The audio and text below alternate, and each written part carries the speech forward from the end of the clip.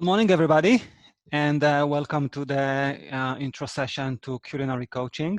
I am Rani Polak. I'm the program director at the Institute of Lifestyle Medicine at Spalding Rehab Hospital. I'm also assistant professor part-time at the Department of PMNR at Harvard Medical School. And thank you for finding time to join me today. I hope you're all healthy and safe. And we will talk today about food. And we will start to discuss the promise of food quality, which is a new approach to look at food. And then we will move on to the health and social benefits of home cooking, to the emerging field of culinary medicine. And then I will share more information about the chef coaching program and the impact of the work that we do. It will take me approximately maybe 30 minutes, 40 minutes, and then I will open up the mic for questions. I'm happy to take any questions that you have, either about culinary medicine, also about the chef coaching program. You are all muted, but I will unmute you at the end of my talk.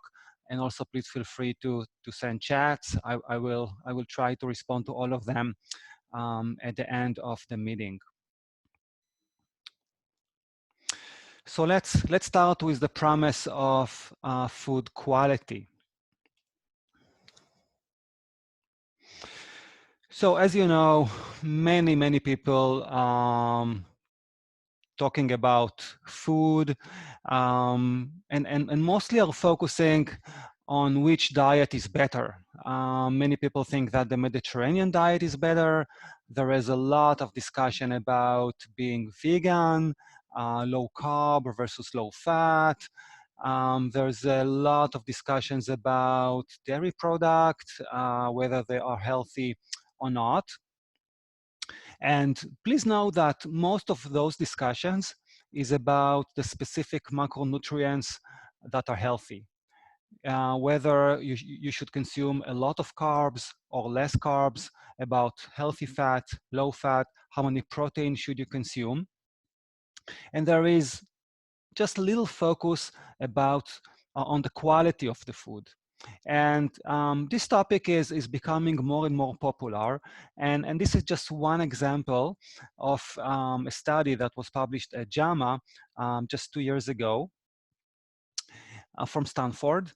And they tried to look whether healthy low-fat diet is better than healthy low-carb diet. And they determine healthy diet as a diet that maximizes vegetable intake, minimized added sugar, refined flours, and trans fat intakes, and mostly focus on whole food, minimally processed home cooking. And I can give you a few seconds to think for yourself which one was preferred, the healthy low carb and the healthy low fat. But what the study team found is that they were actually equal, and the way in regard to weight change, and they found quite similar weight change over 12 months in both groups. So you can either consume low-fat diet or consume low-carb diet. If you consume healthy diet, mostly plant-based food that cooked at home, you are very likely to lose weight. And there's a lot of interest these days about home cooking, and many researchers try to find what's really the benefit of home cooking. And I will share with you just a few examples. So this is a study from the UK. From 3 years ago, quite a large cohort of over 10,000 people. And what they did, they divided the group into 3 subgroups. Those who cook those who consume home cooking dinners less than 3 times a week, 3 to 5 times a week, and more than 5 times a week. And please note, this is really interesting because they didn't look at those who cook healthy food. They didn't look at those who eat or who cook mostly vegetables, just home-cooked dinner. And you can see that as much as people consume more home-cooked food, they actually consume more fruits. They consumed more vegetables. And even if you look at the overall dietary score, and if you look on the Dutch diet score or the Mediterranean diet score, you can see that as much as people consume more home cooking, they actually consume better diets.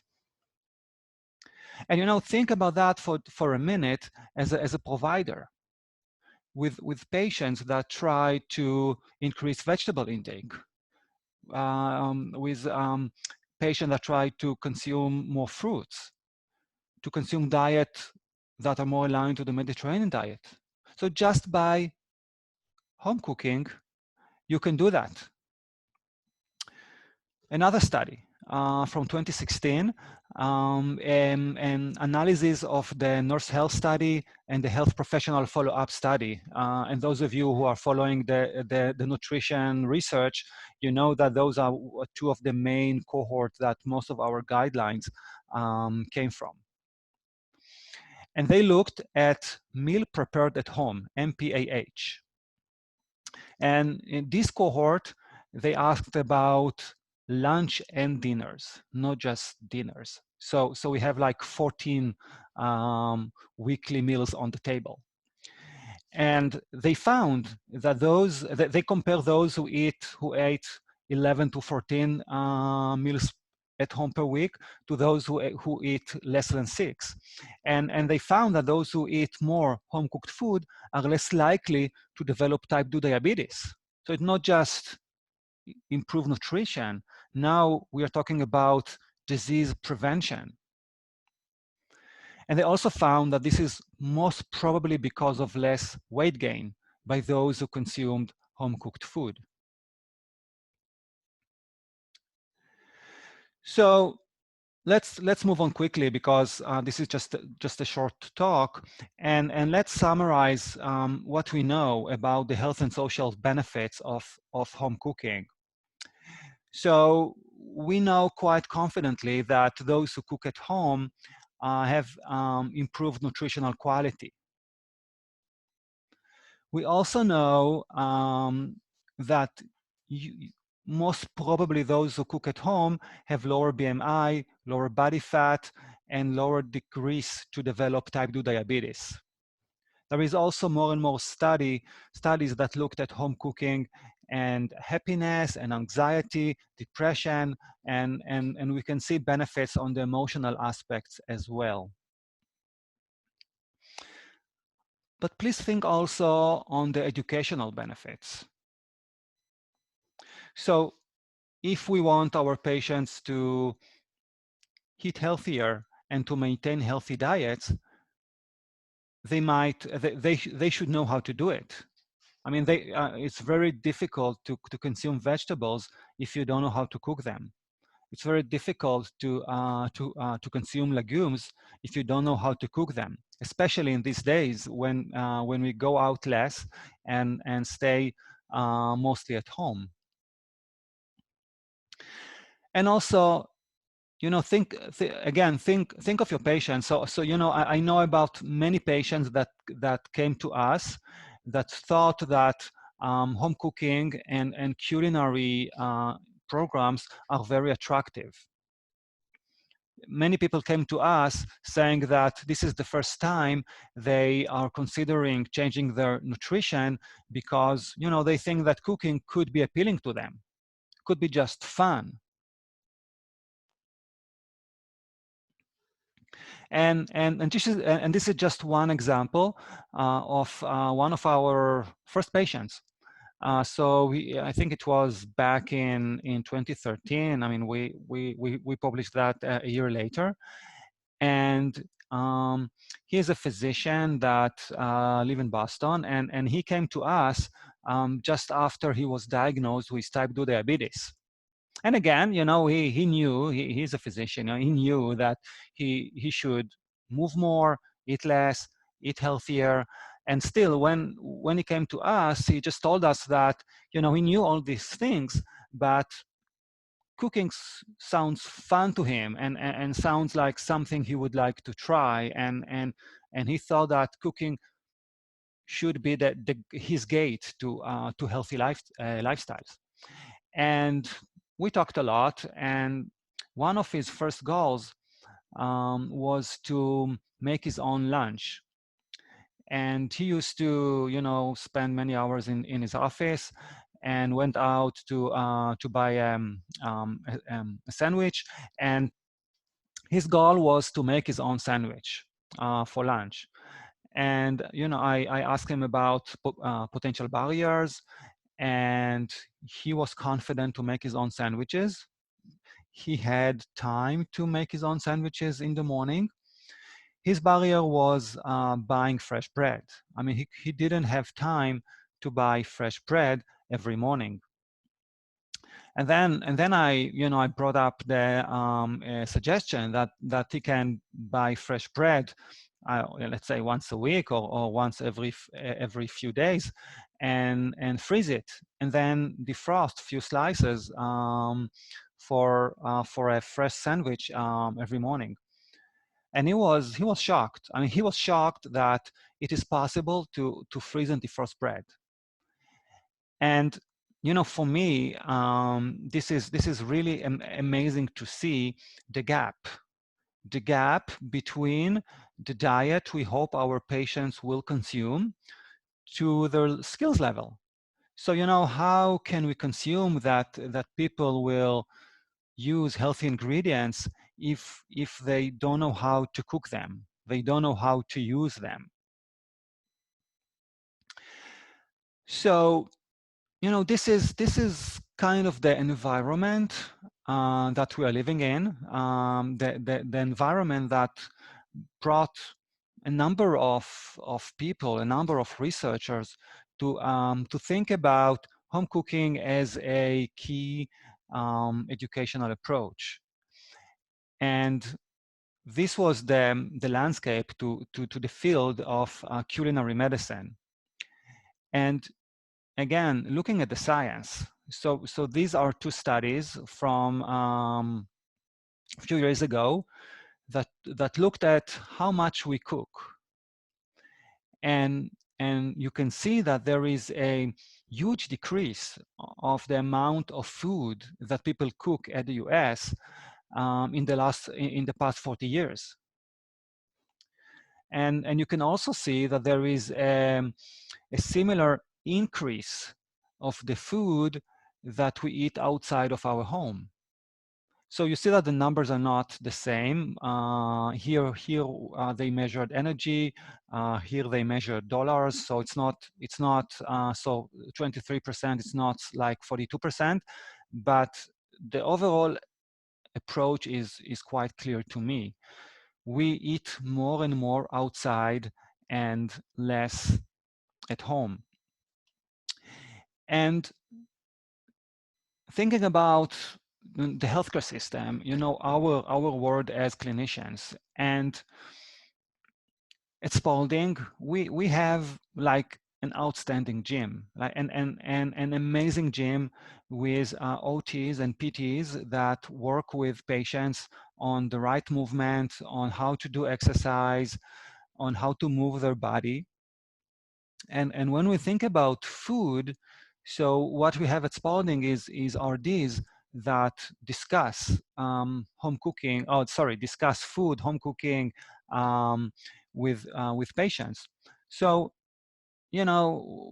why it's obvious to hospital leaderships that they spend a fair amount of dollars on having a gym, and when we talk about food, just telling people what to do will do the work.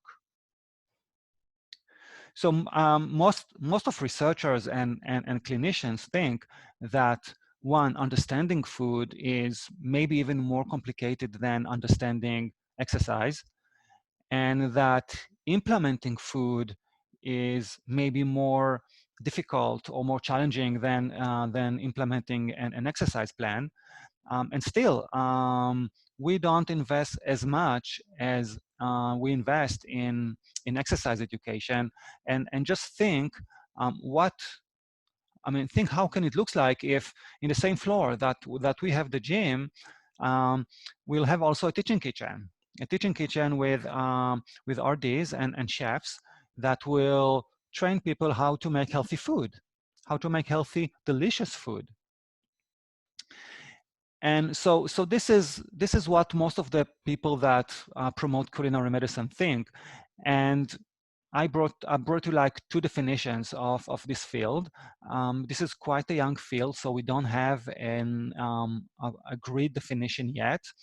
The first definition is the first one that was published. So this is like a peer-reviewed definition, a new evidence-based field in medicine that blend the art of food and cooking with the science of medicine. Was published by John LaPuma, another physician, another leader in this field. And the second one is the definition that that you can find on the ACPM website, the American College of Preventive Medicine website. And this is the practice of helping patients use nutrition and good cooking habits to restore and maintain health. I actually prefer the second one. I think it's the best definition so far. So we at Spalding were interested to develop our own culinary medicine program, and before we did so, we survey and we looked at what's happening in the US and in the world, and we try to see what people are doing and if there are any potential gaps in the work that people do. And actually we found few very interesting gaps. The first one is that the curricula are focused on culinary skills with little attention to proven home cooking barriers and facilitators. And this is really important. So think of yourself for just a minute. You know, what will help you to cook more? Is it gaining new skill or is it something else? So most of the people would say, and science show that the number one barrier for home cooking is time, not skills. So skills is like in the top. Sorry, like skills are is in the top 3, but it's not number 1. And still most of the culinary medicine program teach people how to cook. Second barrier. So if you are familiar with lifestyle medicine and with this amazing field, so most of us know that if we would like our patient to adopt new behavior, we need to use some kind of behavioral change component in our program, such as motivational interviewing, such as CBT, such as coaching. However, most of the programs didn't include any behavioral change component. So, you know, this is like learning how to cook is great if you want to cook once in a while with your family, with your friend. But if you would like your patients to adopt a new behavior, if you would like your patients to have home cooking habit, so the program should include some kind of behavioral change component. And the third gap, which is extremely important these days, is that the majority of the programs includes hands-on modules in teaching kitchens.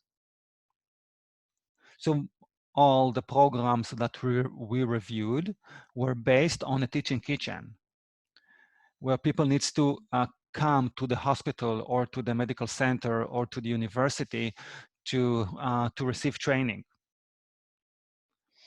And this is very expensive. This is very expensive to have your own teaching kitchen.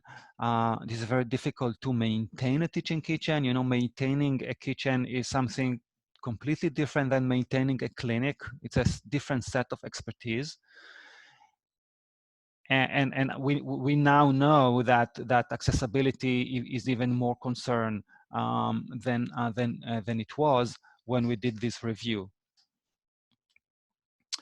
So when we developed our chef coaching program, and chef stands for Culinary Healthcare Education Fundamentals coaching, we actually developed a program that have two arms. One is research, and one of our focus area is research, and the second arm is education. So generally speaking, in all our educational programs, we one, review the most updated research and implement in our program, and two, share the research that we do. And the program, our educational program, are focusing on few key principles. So the first principle is a combination of culinary training and behavioral change technique. And we chose a health coaching as the behavioral change technique that we use to help our patients to do more home cooking. And we call this approach culinary coaching. And most of our research is to evaluate the impact of culinary coaching. And we defined culinary coaching as a behavioral intervention that aims to improve nutrition and overall health by facilitating home cooking through an active learning process that combine culinary training with health and wellness coaching competencies. Second principle, we introduce many telemedicine tools to promote home cooking education. And this is, again, extremely important these days to know that you can help your patient and you can educate your patients to do home cooking via the web. I mean, you don't need to have a teaching kitchen to provide culinary education. And the third key principle that we follow is the nutrition component that support the program, and we follow the very simple Michael Pollan approach: eat food, not too much, mostly plants. So our program is focusing on plant-based food. You know, you can be either a vegan and enjoy home cooking. You can follow the Mediterranean food and enjoy home cooking. So any diet that your patient follow can be improved by home cooking. So that's really the beauty of home cooking. So next, I would like to share with you a little bit about the outcomes of our research. And we developed a culinary coaching program for patients. And if you will join our training program, we will train you how to deliver this kind of intervention or this kind of program to your patients. And this program includes 12, 30 minutes televisit through Zoom. So we use Zoom, the same, which is quite famous today. It was less famous a year ago. And in each session, patients set and review culinary goals, and we use motivational interviewing to discuss challenges. We brainstorm with patients, and then we share also culinary resources and training as appropriate. And you know, just few examples of what does it mean, culinary coaching. And I will share coaching example and then a culinary example. So let's start with the coaching example. So those are two very basic goals. The first is exercise goal. I will walk briskly 30 minutes on Wednesday and Friday evenings. And the culinary goal is I will cook vegetable stew for Wednesday and Friday dinners. So think for, like, again, a few seconds about differences between these two goals. Why culinary goal is different than exercise goal. And you know, the first difference that came up to me is the skills that the culinary goal require. So think about the exercise goal. You know, most of my patients When they say they're going to walk, I'm quite confident they're able to walk, and when they think about walking, they know what they're doing. However, when my patient is telling me that he will cook or she will cook like vegetable stew, it might be the first time that he cooked a vegetable stew in his life. So that's totally different. And maybe another difference that I can think of is think about the family involvement. Okay, if someone will walk 30 minutes in the evenings, this is a personal goal. He can walk by himself.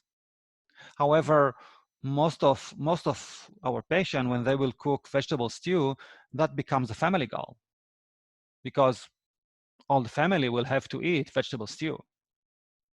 And maybe they support the change, maybe not, I don't know. So there is many aspects that culinary goals involve, and these kind of things should be discussed in the intervention, and the clinicians should needs to be aware of all these unique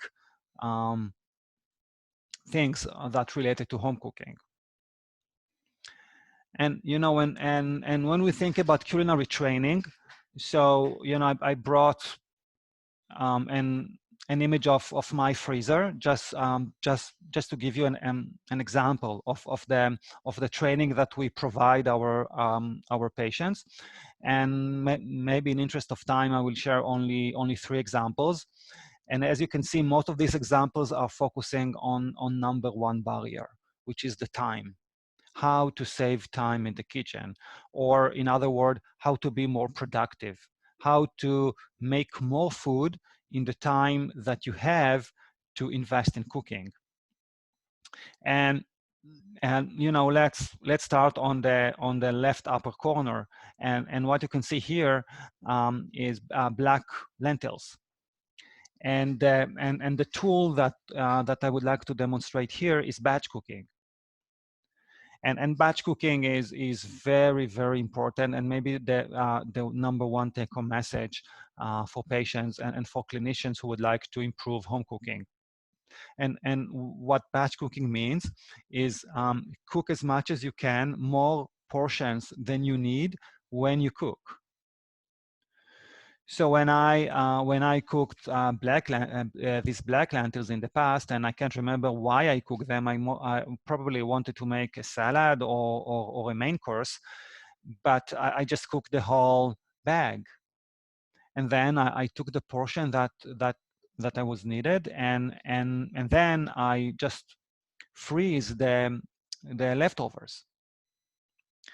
And so maybe tomorrow, maybe next week, maybe next month, I will come home exhausted without too much energy to cook, and then I will open my freezer, and I will be happy to see that I have cooked legumes that I can quickly make some delicious food with them.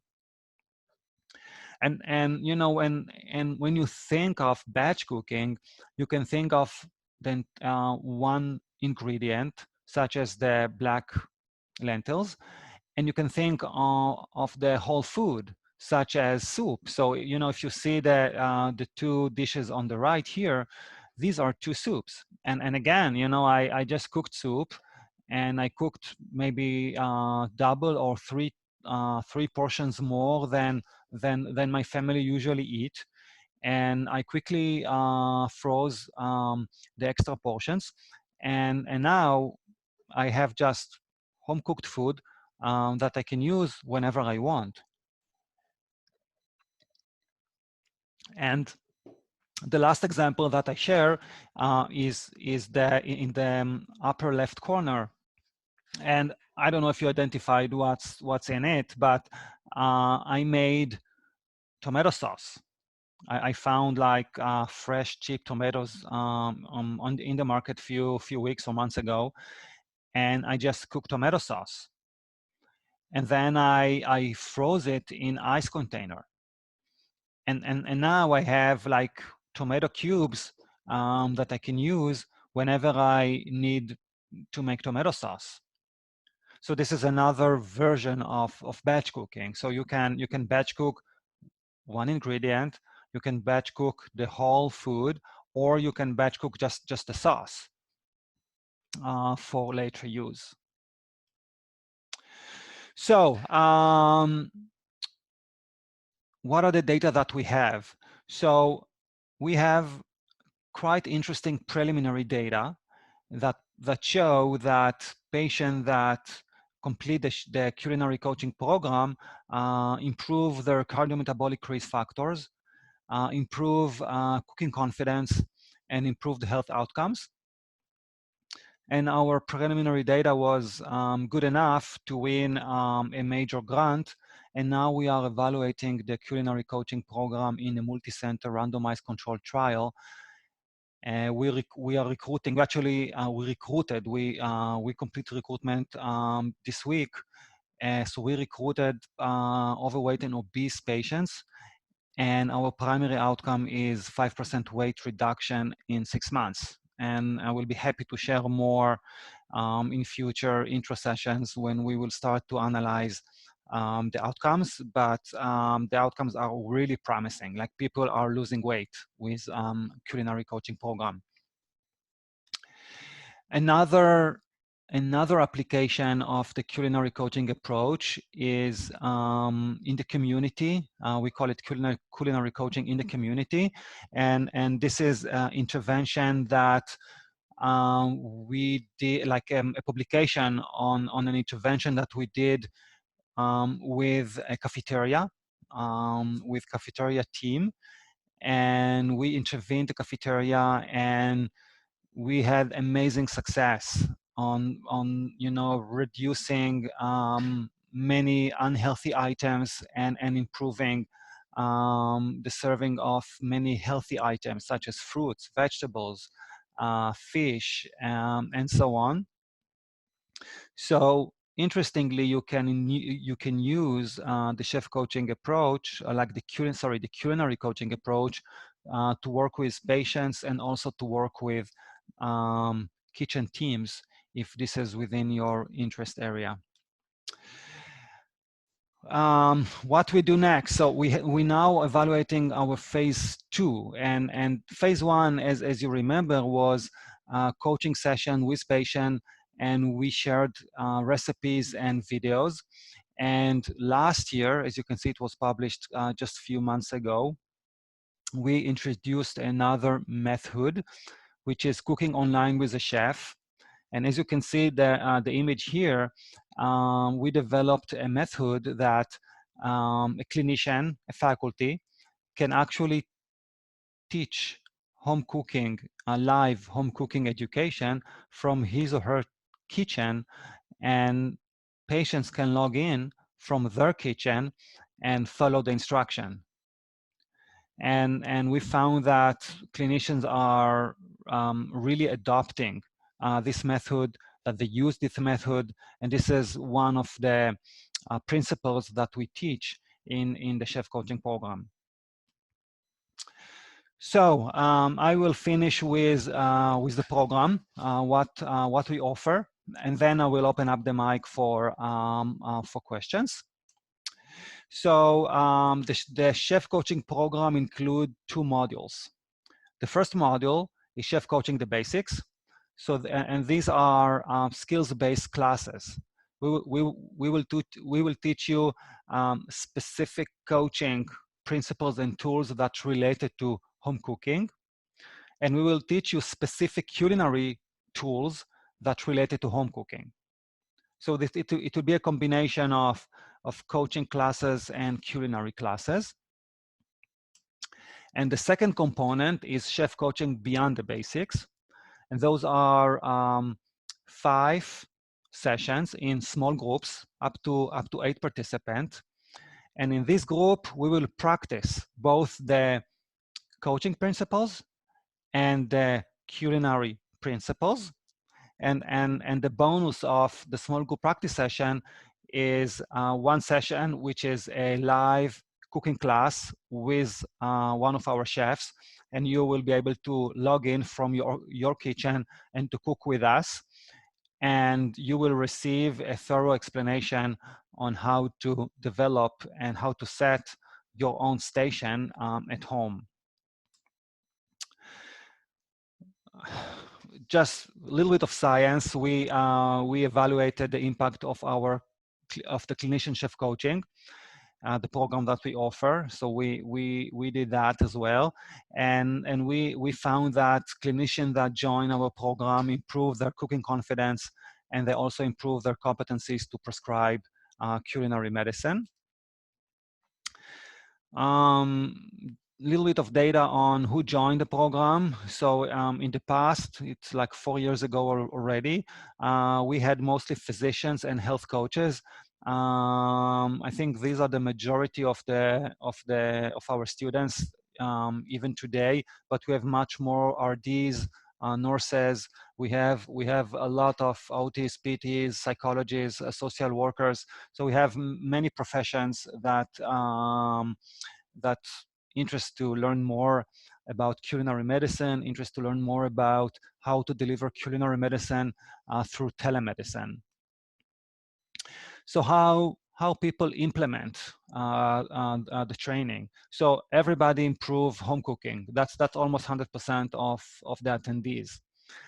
From the professional perspective, there are clinicians that just do minor changes in their routine, incorporate more home cooking education in their medical encounters, in their coaching encounters, nutritional encounters. People that don't change the overall frame of what they do so much, just incorporate the tools to their practice. People start to offer shared medical appointments and other training to patients. And there are people who really deliver the full culinary coaching program. So you can do whatever you want. You can implement the program in any way you think is appropriate to your clinic or practice. And this is the certificate that people who complete both modules receive. The delivery options. So our coming programs, so we have a program starting next month. And because it was supposed to be like an on-site training, but we changed that to a streaming version through Harvard Medical School. So you can start in June and finish the training in July through Harvard Medical School. And you can also do that through Spalding starting in the fall, in September. And you can receive and you can find much more information in our website. And just to thank all the amazing team that that work with me. And you can see we have a researcher team, and we have education team, and we have a very strong admin support. And I think that's all for today.